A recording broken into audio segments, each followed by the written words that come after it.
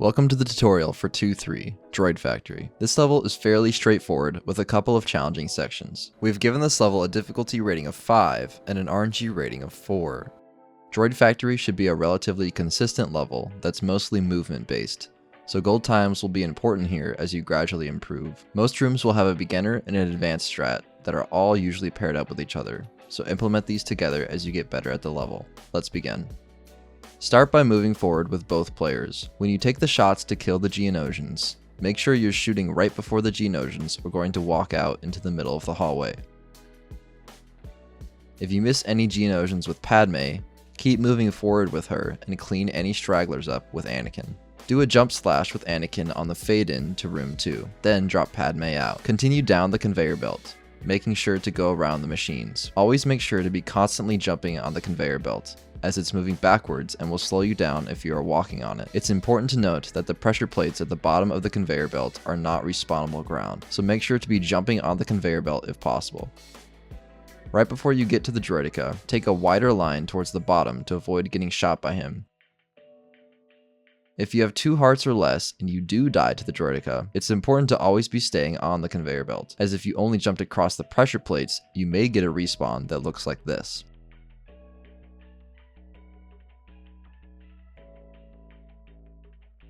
After you make it past the Droideka, it's fine to jump on the pressure plates, as there's no threat of death from an enemy and it's harder to maneuver around the machines. Once you get past the last machine, start heading upright and jump over the tube.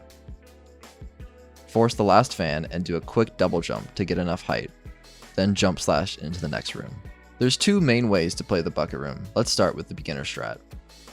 Call in P2 as soon as you can, then switch P1 to R2. Bring Padme to the grapple and shoot the target at the top. After shooting the grapple, position Padme towards the bottom right of the platform. While you do that, bring R2 towards the edge and fall off the edge to reset his hearts. Once the bucket fully rises, tap right and shoot with Padme to hit the other target. While you do that, fly with R2 and land on the right side of the bucket. As soon as the camera pan ends, drop out Padme. Once the bucket stops moving, fly to the top platform. Continue right, then fly towards the next platform.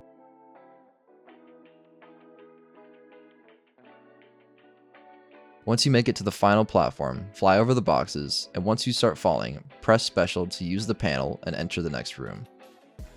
Note that there are multiple ways to fall off of the bucket with this strat, but they are all easily avoidable. One way is standing in the wrong spot on the ledge of the bucket initially, so ensure that you are centered like this to avoid falling off. Another common mistake is flying too early off of the bucket. To be safe, make sure the bucket has stopped moving before you press A. If you do fall off, simply fly over to the left and await a new bucket cycle. Land on the ledge and continue as normal.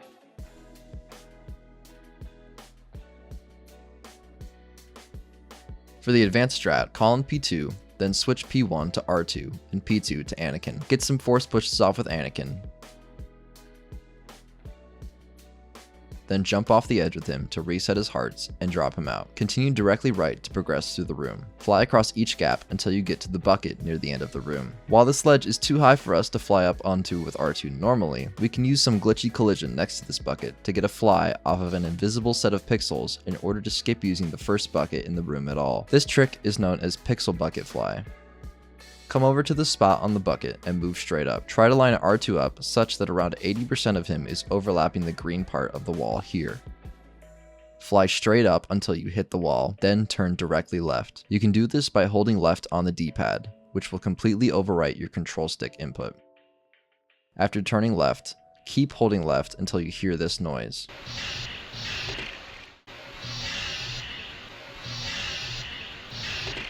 Once you hear it, turn up left using the D-pad. Immediately after pressing up left, press the pause button. Unpause and immediately press A to begin flying. As soon as you press A to fly, hold right to aim at the ledge.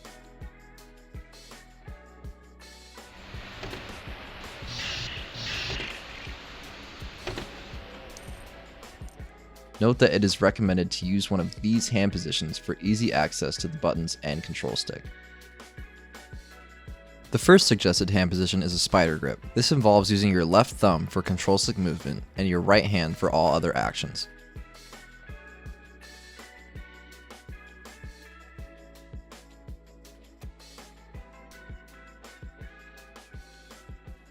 Place your index and middle finger onto the D-pad, your ring finger on pause, and your pinky on fly to spread your right hand out across the controller in a spider-like grip. This allows easy access to the control stick while pressing D-pad inputs, pausing, and flying. The other suggested hand position is a classic claw grip. It only uses the D-pad for directional inputs. Use claw to pause while your thumb is over the face buttons to hit jump.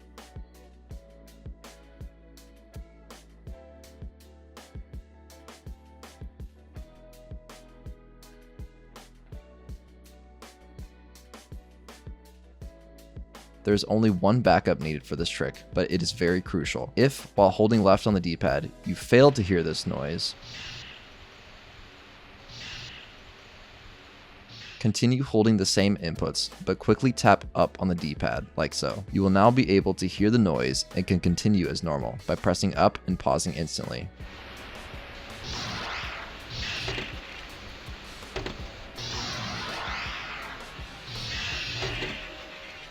It may take some practice to identify how long you must hold left before you are sure the noise is not happening. If you performed the force pushes earlier in the room, you will always be able to make the fastest bucket cycle. From here, land on the bucket and wait for it to rise up. If you make the cycle early and are very far forward on the bucket, simply spam the A button to ensure you get a fly off of the bucket. Finally, fly into the set of bombs with this angle and press special when you're on top of the bombs, like so. Pan the camera to the right and enter the next room. There are some backups to know if you do not make the proper bucket cycle. If you are just barely late and the bucket is still there, fly here. You will get clipped up onto the bucket and can fly across.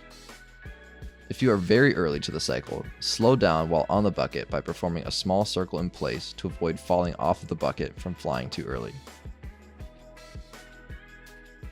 The character management in the escort room depends on what you did in the previous room.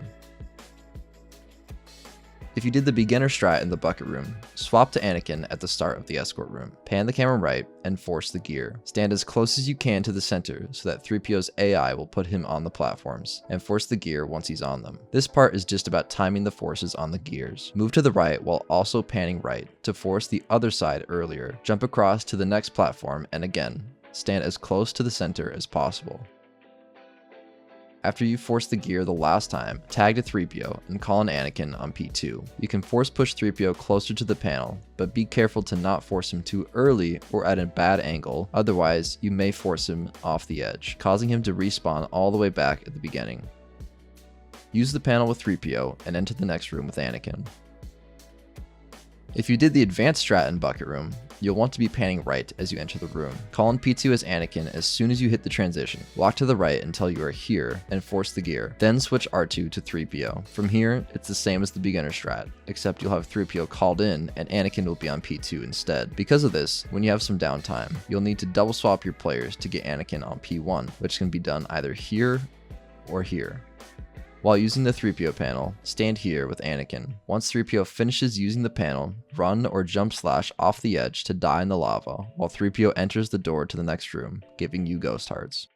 There is a very rare chance that when you enter this room, the gears will not have their force glow around them. Or, in the previous room with the beginner strat, this bucket may randomly disappear. If your gears are unable to be forced, you are soft locked and cannot complete the level. If the bucket disappears, the backup is to perform the advanced strat and skip the bucket. The reason for this happening is a gizmo overflow error. Any level that has a looping gizmo, such as the lightning strikes in Kamino, will increment a loop counter that can't be controlled by runners. If said loop counter hits a specific value, it will cause the gizmo to lose any action ability. The only levels affected by this are Droid Factory, Cloud City Trap, and Betrayal over Bespin. For Droid Factory, all you have to worry about is how fast you finish this room. The slower you are in the room, the higher chance you have of landing on a bad value that causes a soft lock. This isn't too much of an issue if you opt for the beginner strat in this room, but if you opt for the advanced Kamino clip and don't hit it first try, you may be putting yourself in a dangerous range. Be conscious of this, as not being consistent enough with Kamino clip could result in soft locks. The beginner strat starts by swapping 3PO to Padme and continuing right with both players.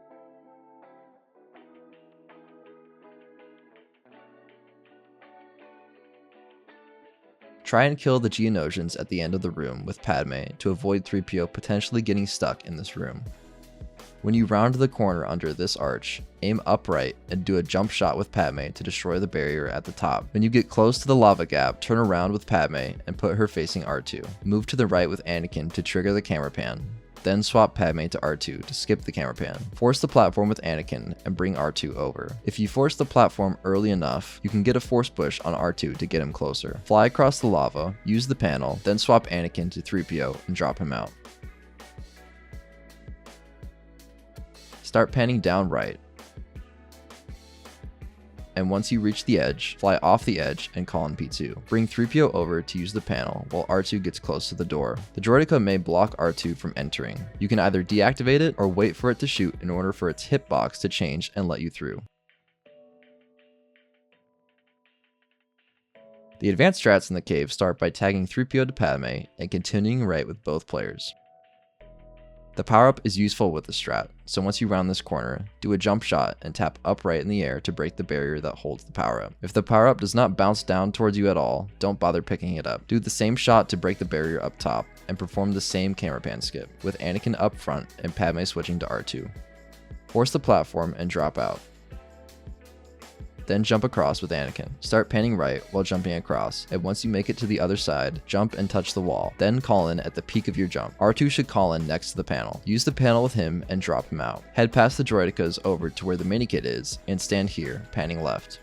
Once the bridge reaches the left side of the screen, run into the corner while panning upright and do a buffer jump into the wall, dropping in P2 when you're falling down after the buffer jump. R2 should call in, then swap him to 3PO and use the panel. Enter the final room with Anakin. Try to swap 3PO to R2 before entering the last room for better character management.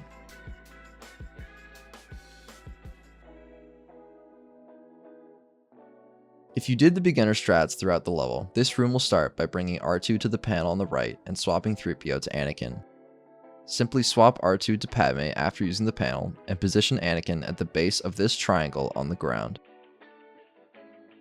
Once the bomb is forcible, do so and shoot it with Padme once it's on the ground. Be careful not to shoot too fast, otherwise you will blank your shot on the bomb. Grab the power-up with Anakin and head towards the end of the room. If you accidentally grab the power-up with Padme, you can do a double swap to give Anakin the power-up. Hang towards the bottom part of the room and shoot the bottom enemies with Padme. Your main priority is to kill the 3 Geonosians at the bottom. Once Anakin is around here, start forcing the magnetic cuffs holding Obi-Wan to end the level.